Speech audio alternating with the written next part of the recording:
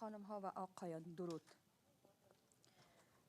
تشکر میکنم از فرصتی که امروزه برای صحبت در اینجا برایم دادید.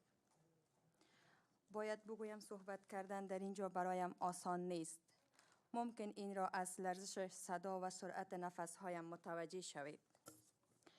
دلیل این امر این است که هرگز قرار نبود و نخواسته بودم در چنین فضای حضور داشته باشم و سخنرانی کنم.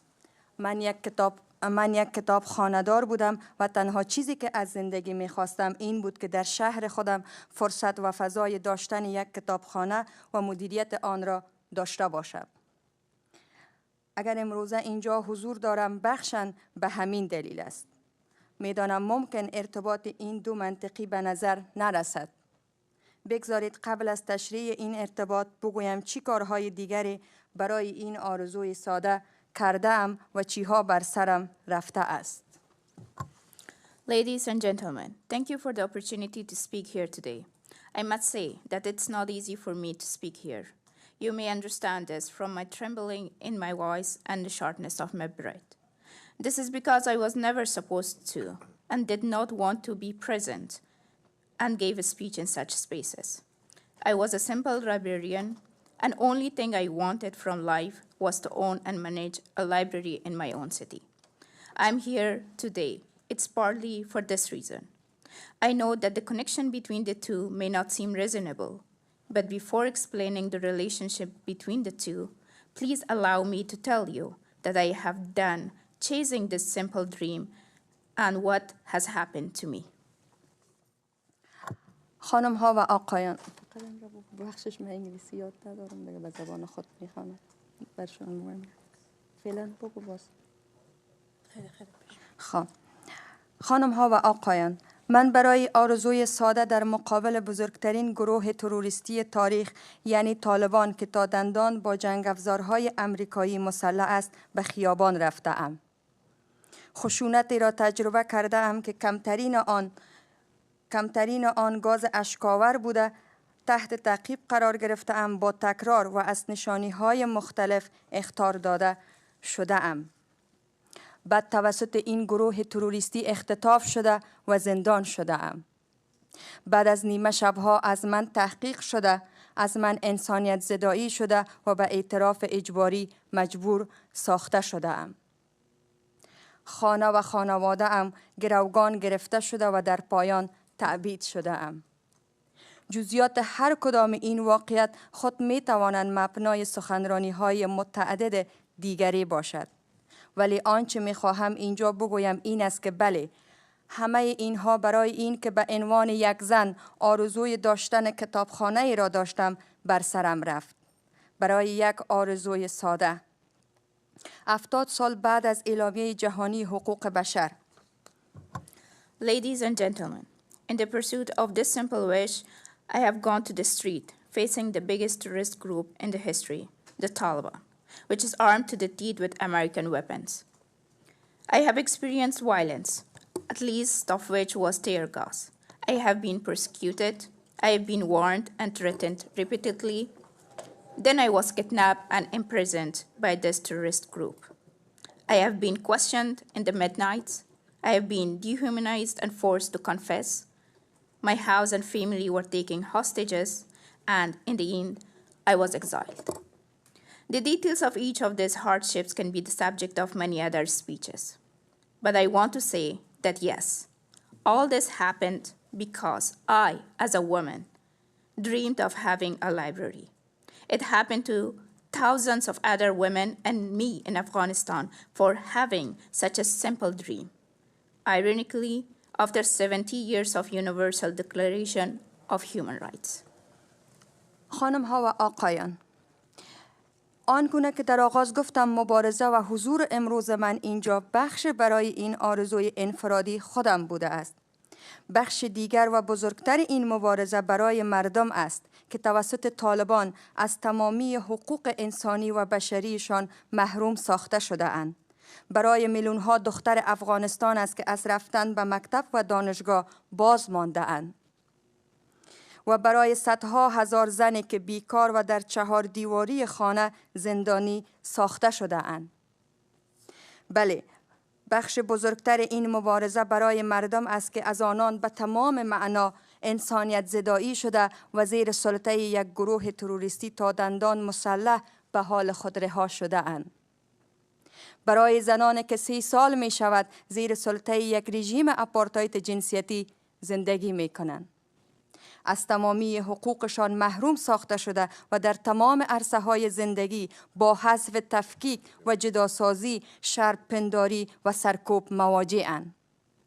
متاسفانه باید بگویم که همه اینها بخش با همکاری حکومت ایالات متحده امریکا ممکن شده است.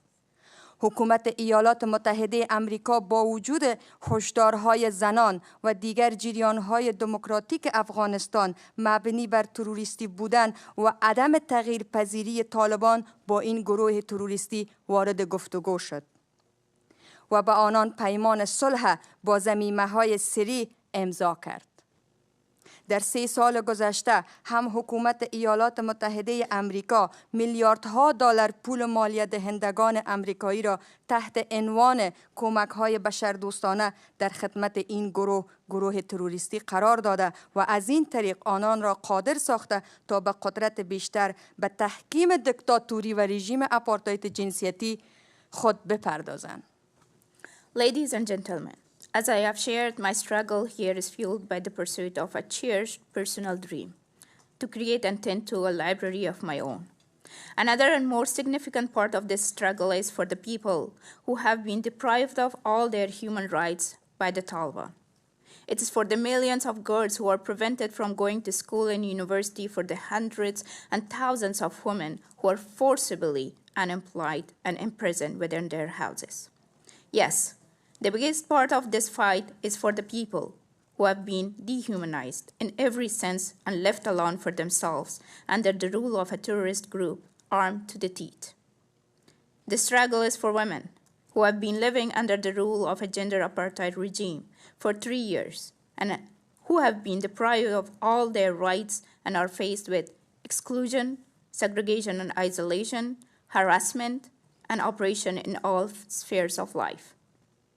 I am disappointed to say that all of this was partially possible with the cooperation of the United States government. Despite the warnings of Afghan women and other democratic movements that the Taliban are terrorists and unchangeable, the United States government entered negotiations with a terrorist group and signed a peace treaty in Doha with secret annexes. Furthermore, in the past 3 years, the United States government has provided billions of dollars of American taxpayers' money in the name of humanitarian aid to this terrorist group. All the money spent and sent to Afghanistan enabled the Taliban to consolidate their power, dictatorship, and gender apartheid regime. خانم‌ها و آقایان، این خلاف تمام موازین بین المللی، ارزش‌های حقوق بشری و آرمان‌های انسانی مردم امریکا و افغانستان است. من از اعضای محترم کمیسیون حقوق بشر کانگرس ایالات متحده امریکا می‌خواهم بر مبنای کرامت انسانی و حقوق بشر، تکرار میکنم، بر مبنای کرامت انسانی و حقوق بشر، کنوانسیون‌ها و اسناد بین المللی حقوق بشر و در روشنایی دستورهای الزام آور مائده روم در اقدامات زیر در حمایت از زنان و مردم افغانستان را در دست گیرند. بر مبنای ماده 7 و 8 مائده روم، جنایت‌های گروه تروریستی طالبان علیه مردم افغانستان را و به ویژه زنان افغانستان به عنوان جنایت علیه بشریت به رسمیت بشناسید. از شما می‌خواهم آپارتاید جنسیتی حاکم در افغانستان را به عنوان جنایت علیه بشریت به رسمیت بشناسید. حاکمان طالبان را به عنوان یک نظام آپارتاید جنسیتی به رسمیت بشناسید. طالبان را به رسمیت نشناسید.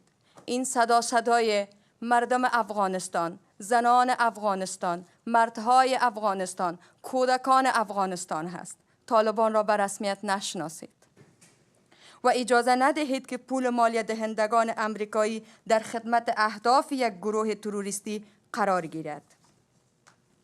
رفتار گروه طالبان در برابر گروه‌های قومی، زبانی، جنسیتی، فکری و فرهنگی در افغانستان خلاف تمام ارزش‌های انسانی و دموکراتیک است. این گروه در پی حذف پاکسازی تک تک افراد و گروه‌های غیر خودی است. از شما می خواهم با محکومیت طالبان و تغییر سیاست خارجی آمریکا در قبال این گروه مظهر دموکراتیک اراده مردم امریکا باشید. ممنون. Ladies and gentlemen, this is against all international standards, human rights values, and human ideals of the people of the United States, as well as the people of Afghanistan. I ask the respected members of the Human Rights Commission and the United States Congress to take the following steps in support of women and people of Afghanistan based on human dignity and human rights. International human rights conventions and documents in the light of the binding orders of the Rome Statute of the International Criminal Court. First, based on the Article 7 of the Rome Statute, the crime of the Taliban terrorist group against the people of Afghanistan, especially the women of Afghanistan, should be recognized as crimes against humanity. Second, I ask you to recognize the current gender apartheid regime in Afghanistan as a crime against humanity, and the rule of the Taliban as a gender apartheid system. Third, do not recognize the Taliban. This is the request of all men, women, and children back in Afghanistan. Do not recognize the Taliban as a state and do not allow American taxpayers' money to serve a terrorist group. Fourth, the treatment of ethnic, linguistic, gender, intellectual, and cultural groups by the Taliban in Afghanistan is against all humane and democratic values. This group seeks to eradicate, remove, and purify all individuals and groups that differ from themselves.